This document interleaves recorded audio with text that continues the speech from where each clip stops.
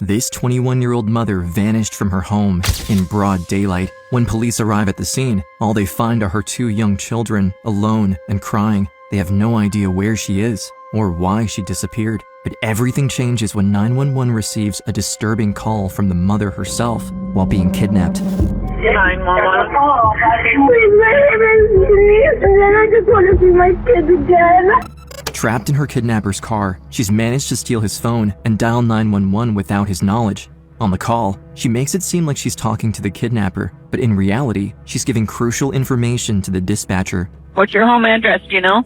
Just come into my house. I'm a please. But what the kidnapper doesn't know is that she's the daughter of a veteran agent trained to track fugitives, and she's doing exactly what her father told her to do in a situation like this. Do you have a blindfold on? The kidnapper's phone is a burner phone, so her father can't trace her exact location. Her only chance of survival is to gather information from the kidnapper before he realizes what she's doing. What is the address that you're at? It's now up to her and her father to work together and leave more clues for him to follow in the hope that he can stop whoever took her and find her before it's too late. I have helicopters, dogs, and every unit on it. I'm not going to give up until I find my daughter. Charlotte County, Florida. Sergeant Rick Goff met his wife, Susan, over 20 years ago, and together they've built their life in Charlotte County. Worked for the sheriff's office so long, I was considered the toughest person around and stuff, and since I worked undercover so long and didn't care about anybody, and then I can remember when Denise was born, we took her to Methodist church for daycare. I had to drop her off that day, and I'm fighting back, tears and stuff like this, because that's my baby girl, As the years go by, Rick watches Denise grow into a young woman, and before long, he witnesses her finding the love of her life, Nathan Lee. Oh, look at that cute face. What's up? We started dating on January 19th, which, Valentine's Day is almost a month after that. I was kind of getting nervous because I didn't know what to do. She found that ring with the heart on it with the little stone in the middle of it.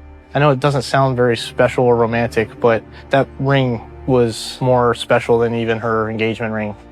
In 2005, the couple marries and sets off to begin a new life, buying a house in a nearby residential area. 3 years later, Rick has become the proud grandfather of 2 boys, Noah, a 2-year-old, and Adam, just 6 months. It's now January 17th, 2008. Around 3:30 p.m., Rick gets a phone call from his son-in-law, Nathan. He picks it up and immediately asks if they'd like to come over for dinner, but Nathan quickly cuts him off and says he's just gotten home and can't find Denise anywhere. I opened the door, and the first thing I noticed was the heat. It was super hot inside. I walked over into the bedroom because Noah was crying, but Denise she's not there, and I don't know where she is. Nathan said the kids were there by himself, and I knew for a fact Denise would never leave those kids in the house, so I knew something was wrong. Rick doesn't waste a second and rushes to his daughter's house. Nathan has already called 911. By the time Rick arrives at the house, police officers are already talking to Nathan. Their tone makes it clear they see him as a suspect in his wife's disappearance. And I understand it. You watch a lot of these types of shows and it's always the husband. But luckily, Denise's dad arrived and that changed everything. As soon as the officers see Rick and realize that Nathan is his son-in-law, they immediately back off. They know Rick well from his long career as a respected cop and expert fugitive tracker and trust his judgment. In law enforcement, you always think it's the husband or family member, but I knew Nathan didn't do anything to Denise. Nathan and Denise lived out there by themselves with one neighbor. My first instinct, I wanted to go and interview the neighbor. While talking to the neighbor, she brings up something strange she had noticed around 2 p.m. She recounts seeing a green Camaro pull into Denise and Nathan's driveway, driven by a white man she had never seen before. And she goes, when he pulled in the driveway, he kept staring at me. So I got scared and I ran inside of my house. His mission is now clear. Find the green Camaro. Rick immediately calls his own colleagues for backup. Right away, I called my team for support, and they immediately gave me everything I needed. Helicopters, dogs. Put out a bolo to FHP2, please, for a dark green Camaro. Patrol cops comb the area, desperately trying to locate the car described by the witness, while Rick stays glued to the radio. His entire community is on the case. In the neighboring county of Sarasota, at 6:13 p.m., a 911 operator answers a disturbing call from a woman in distress. 911. I'm sorry, I just want to go. Hello? want to see my family. I just want to see my family again, please. As soon as the operator understands that the caller has been kidnapped, she immediately tries to identify who the woman is. What's your name? My name is Neeson. I'm your beautiful husband, and I just want to see my kids again. Your name's Denise. What's your last name? The operator is starting to catch on to the dangerous game being played on the other end. The kidnapped woman has called 911 directly from her abductor's phone without his knowledge, and she's desperately trying to get across enough information to the operator before he figures out what she's secretly doing. What's your home address, do you know? I don't know. Can you take me to my house? Can you take me home? I'm okay, please. Can you see or do you have a blindfold on? I can't see. Mommy. Can they turn off the radio or turn it down? I can't hear you. It's too loud. Hey. But suddenly, the kidnapper catches on. He realizes where his phone is, and the phone call abruptly ends. Don't. I lost them. Chris, I lost her. The guy grabbed the phone from her. The operator immediately reports the disturbing call to her superior, and they contact Rick, asking if he can confirm if the voice on the phone is his missing daughter, Denise. I need that recording ASAP. If you have the voice recording, they'll be sending it by email. And I listened to it on his phone. And it was her voice.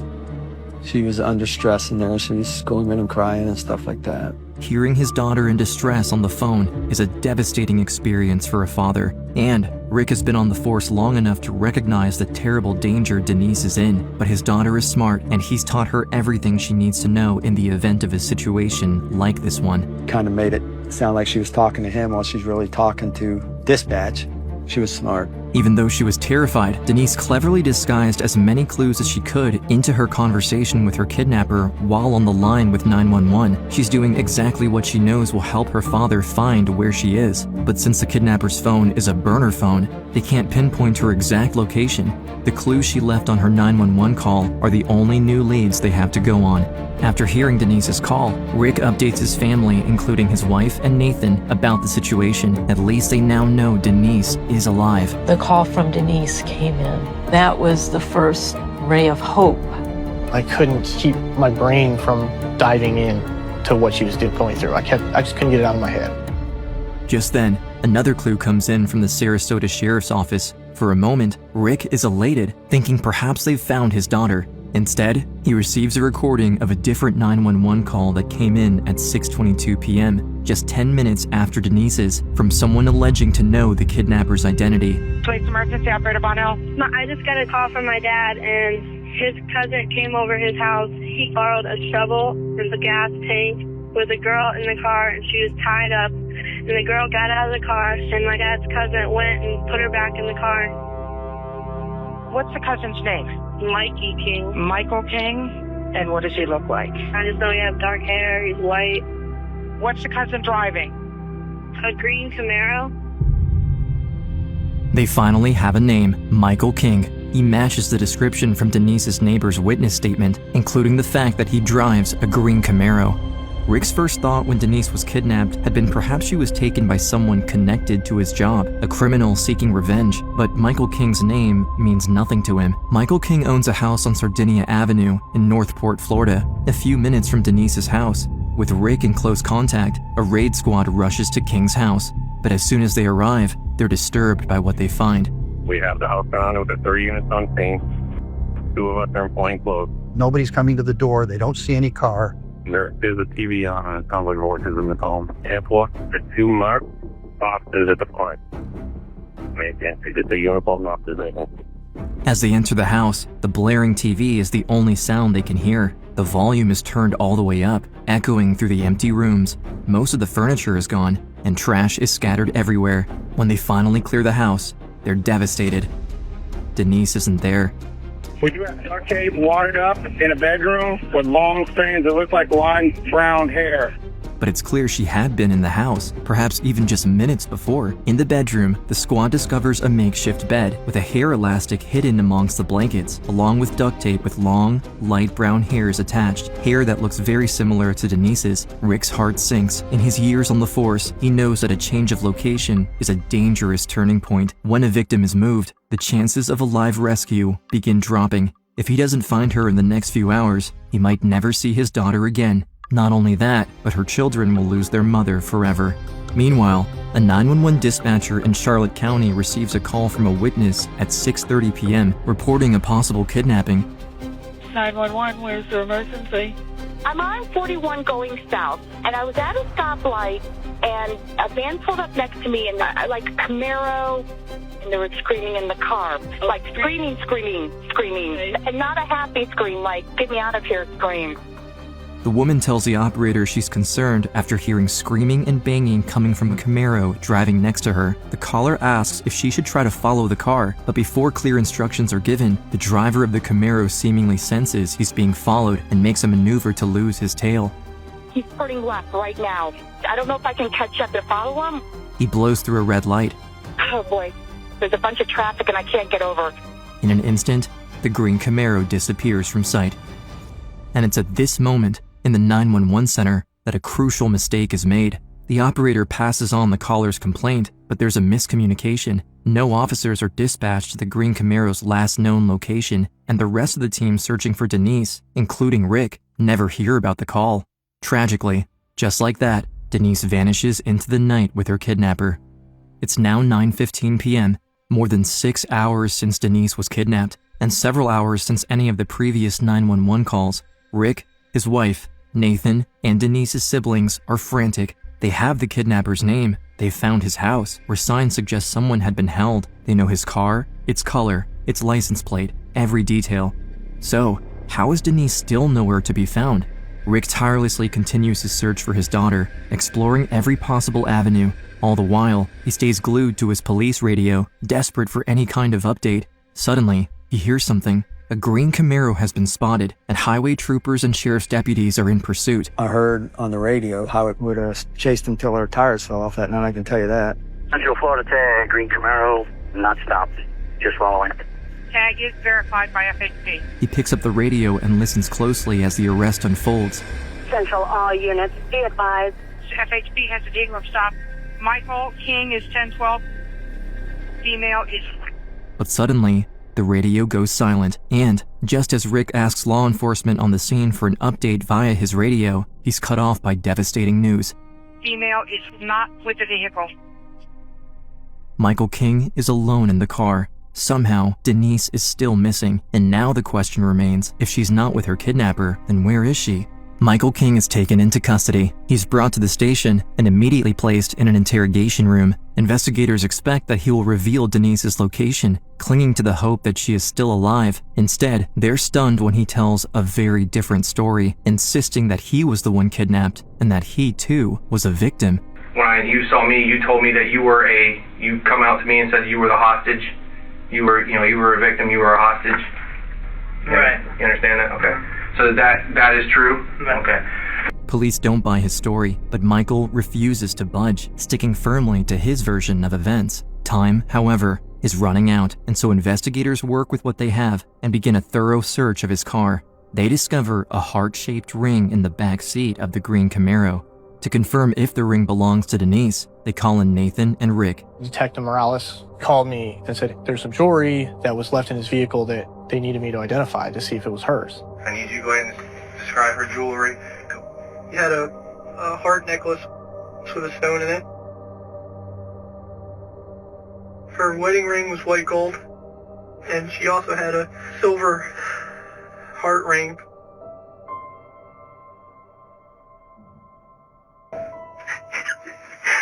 Is this her ring? Yes. This is the first ring I gave her. First Valentine's Day. How confident are you that her ring?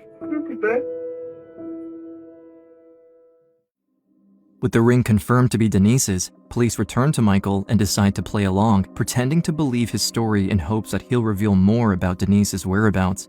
You're the only person right now that can tell us what happened. We need to find where she is, and we need to find out from you what was going on. But Michael quickly senses the trap. No, it's my attorney. But with Michael requesting an attorney, the interrogation stops there. Detectives are no closer to finding Denise, and with every passing moment, the trail grows colder. Meanwhile, Rick and his family continue holding out hope that Denise could be found, still alive, but lost, in a remote area, or maybe stranded on the side of the road somewhere. We still had hope that she could still be alive. It is not the point to give up, and it's not the point to say we're defeated. No. The community rallies around Rick and his family, with local deputies, law enforcement, and everyday civilians joining the search for Denise around the highways and forests nearby. It's now January 19th, just 2 days after Denise's kidnapping, when Rick gets a call from his team about a possible sign of Denise's whereabouts. 13709. Call came in, says, hey, we think we got a spot of interest. Did you bring their bloodhound down there? Search dogs are brought to the site, where they detect a patch of disturbed ground covered with sand with possible traces of blood. Perhaps Denise was injured and somewhere nearby. However, as they search the surrounding area for any other sign of Denise, the bloodhounds remained fixated on the small patch of dirt. Forced to finally acknowledge the tragic possibility that Denise may not be alive, authorities call in a unit to excavate the site, and what they discover is devastating. They find a body, and there is no doubt it is Denise Lee. I heard on the radio, came in a couple hours later, there was positive ID on her. Then I had to sit down, we had to tell our kids, and that's tough. It's heart-wrenching. Rick came home and said that they had found her. I said, she's not alive, is she? And he just shook his head, no. It's a tough thing to go through, no matter if it's your kid or anybody else's. August 24th, 2009. It's time for Rick, Nathan, and the rest of the family to finally face Michael King in court. Michael is charged with first-degree murder, kidnapping, and sexual battery. Unfortunately, he pleads not guilty to all charges. The family is forced to go to trial against Michael King to get justice for Denise. And, though Denise's family knows exactly who is responsible for the crime, the jury will have to be convinced of his guilt too. I try to keep telling myself that you're sitting here and you're going to get what you deserve. King's defense is strong, drawing attention to the gaps in the prosecution's case, including the lack of a murder weapon. No 9mm handgun was found out on Plantation Boulevard. That's correct, sir. Because we didn't have a gun, that was a hole. That was a big hole. As the trial proceeds, including testimony from the 911 caller who allegedly witnessed the kidnapping from her car, the same witness whose call tragically never reached Rick and his team conducting the search. A hand came up from the back seat and was banging on the window very loudly. Are you able to show the jury? And even louder than that, I mean, it was very loud. Unfortunately, her credibility is diminished by the defense upon cross-examination, throwing her ability to positively identify King into question. You can't identify who the person was in the vehicle, can you? No, I cannot. There's also doubts raised about circumstantial evidence found in King's car, including a mud-covered shovel and gas tank, referenced in that second 911 call where Rick and his team learned Michael King's name. Even though King was arrested covered in mud and Denise's body was found buried, there's not enough of a connection there to impress a jury. The trial is difficult for Denise's family as they hear more about the facts of the case. Then, the family is forced to relive Denise's harrowing ordeal as her 911 call is played for the jury. Please, my name is Denise. I'm your beautiful husband, and I just want to see my kids again. Her distress echoes through the courtroom, sending chills through everyone present. But in spite of Denise's terror, her secret call serves as powerful evidence against King. The jury hears Michael King's voice in the background. Not only that, but they also hear her brave attempt to give the 911 operator clues as to her whereabouts. Are you going to let me out now? Oh, please. In fact, what King never counted on is that Denise, even from beyond the grave, was never going to allow him to get away with her kidnapping and murder. We had an abundance of evidence, and a lot of that was from Denise herself. At every turn, Denise left evidence to help the prosecution build their case. First, her heart-shaped ring in the car, the one she knew Nathan would immediately recognize. She left her hair elastic and her hair behind on the duct tape found in King's bedroom. It was clever. She hid her ring in the back seat because she knew she wasn't going to be found. probably. She pulled hair out by the roots and stuck them under the back seats. She knew about DNA, had to have the roots and stuff. Denise thought like a cop. She had the presence of mind to take that ring off, put it in the car. She gave us of evidence knowing that we would find that car, and we know that she was in that car. With both the prosecution and defense having presented their cases, the decision now rests with the jury. After 2 hours of deliberation, they return to the courtroom with a verdict. We, the jury, find as follows as to count 1 of the indictment. The defendant is guilty of murder in the first degree as charged. Michael King is sentenced to death for his crimes. A sense of relief spreads across the room. The family is in tears. Denise's efforts succeeded in catching her killer and ensuring he would never hurt anyone else ever again. I knew, okay, Denise won. Denise won. She's absolutely a hero. She took this murder off the street, made sure we had plenty of evidence, and there's no doubt in anybody's mind that he's a killer. On behalf of my sons, Noah and Adam, I'd like to thank everybody so much. Denise was my soulmate. I'm going to miss her so much. I don't know how I'm going to go through the rest of my life without her.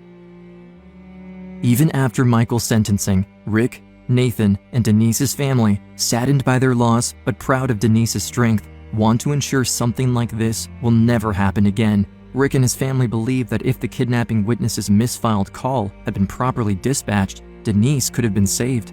Instead, the miscommunication meant that Rick and his team never even knew about the sighting until it was too late. I wanted people that made mistakes to be held accountable.